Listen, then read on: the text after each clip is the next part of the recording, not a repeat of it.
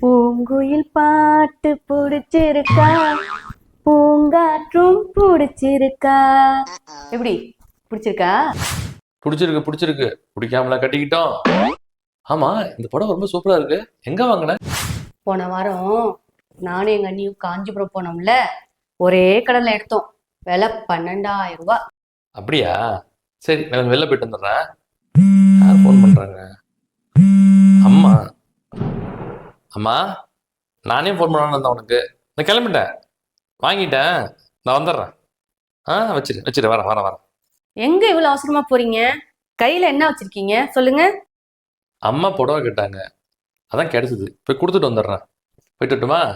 இருங்க, ஃபர்ஸ்ட் உட்காருங்க, போலாம். என்ன ஜெனசஸ் பை வச்சிருக்கான்? ரொம்ப காசுல பையா இருக்குமோ? பைய கொடுங்க. இந்தா. இந்த புடவை விடுங்க. இந்த புடவைய நான் கொடுத்தேன்னு சொல்லி அத்தைகிட்ட கொடுங்க, சந்தோஷப்படுவாங்க. நான் மடிச்சு தரேன். என்னங்க, இதை போய் அத்தைகிட்ட கொடுத்துருங்க. சரி, நான் வரேன். என்ன புடவையா இருக்கும்? தர்பூசி மண்டி காஸ்ட்லியான புடவை தான் வாங்கி கொடுத்துருப்பான். என்னன்னு பார்ப்போம். காட்டன் புடவையா இருக்கு.